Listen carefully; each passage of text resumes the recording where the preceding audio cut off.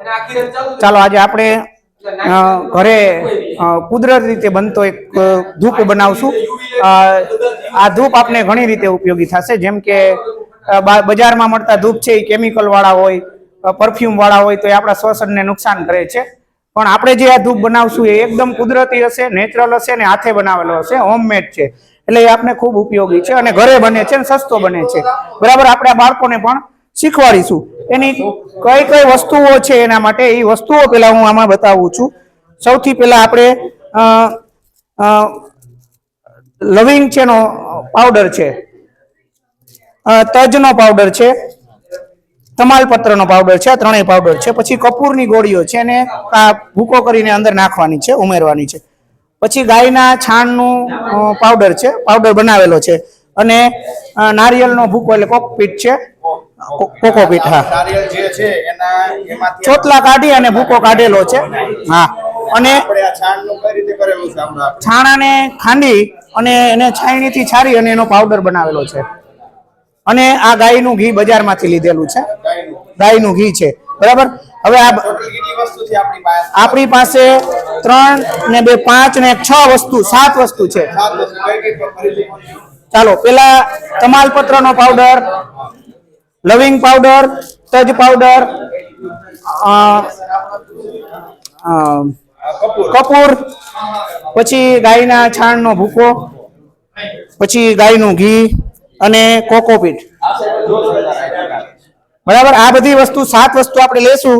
એને આ સાતે વાર જોઈ લ્યો, હાલો હવે પછી બનાવજો। શું છે ને આપણે થોડી થોડી અંદર કાતર આપો ને, તજનો પાવડર નાખ્યો મેં, તજનો પાવડર,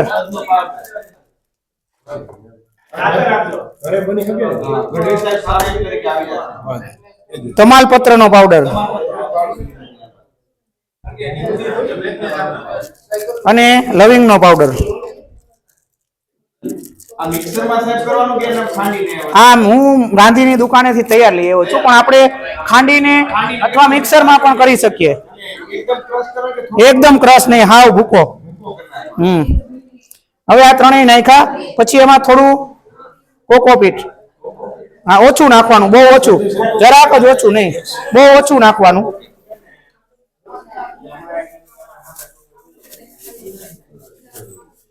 ત્યાર પછી આમાં ગાયના છાણનો ભૂકો છે એ નાખું છું, એ થોડોક વધારે નાખું છું,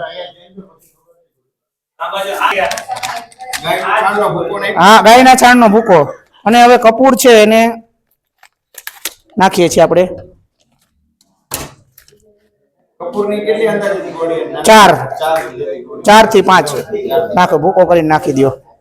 એને ભૂકો કરવાનો કે? હા, ભૂકો જ કરી નાખવાનો બધાનો।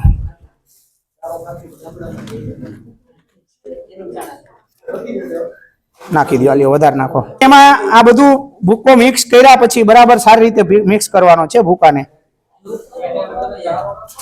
હાલો, લાવો કરી દો, રેવા દો, ઘી નાખવાનું કે? હા, નાખો। પેલા ભૂકાને બરાબર મિક્સ કરવાનો છે, પછી એમાં ગાયનું ઘી એડ કરવાનું છે।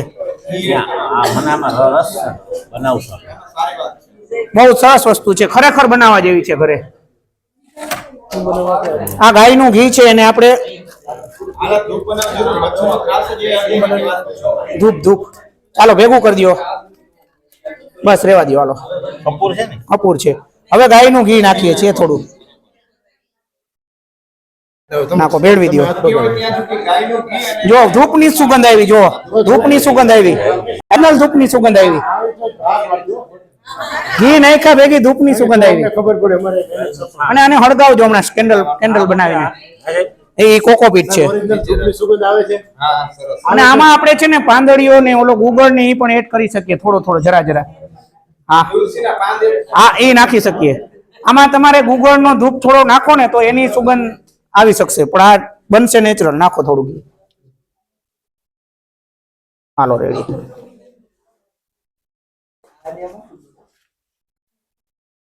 હવે એની ઓલી કેન્ડલ બનાવી નાખો।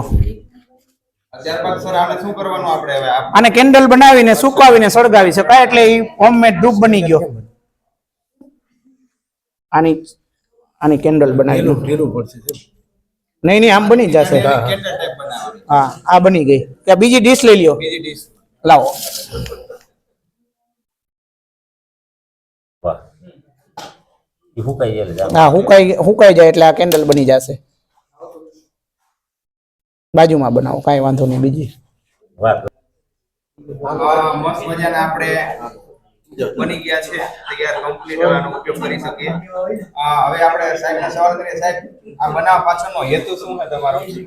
એક તો આ કુદરતી વસ્તુઓમાંથી બનેલો છે બરાબર. આમાં કોઈ પણ પ્રકારનું કેમિકલ નથી બરાબર. એટલે આપણા સ્વાસ્થ્યને આ નુકસાન નથી કરતું. પહેલો ફાયદો એ છે. બીજું સરળતાથી આપણા ઘરે બની જાય છે.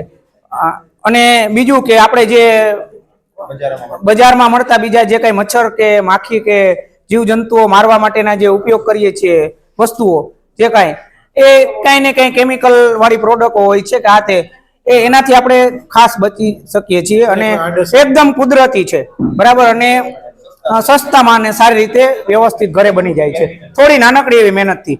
એટલે આ ખૂબ જ ઉપયોગી છે અને સારામાં સારું છે. કેમિકલ વગરનું છે અને સ્વાસ્થ્ય માટે સારું છે. અને બાળકો આનાથી ઘરે ટૂંકમાં સ્કૂલે અને ઘરે હા બાળકોને આને સ્કૂલે શીખવાડ્યું હોય તો બાળકો આને વેચીને પણ ક્યારેક થોડુંક નાનું એવું આર્થિક ઉપાર્જન કરી શકે છે. બસ અસ્તુ. આભાર આપના બંને સાહેબ.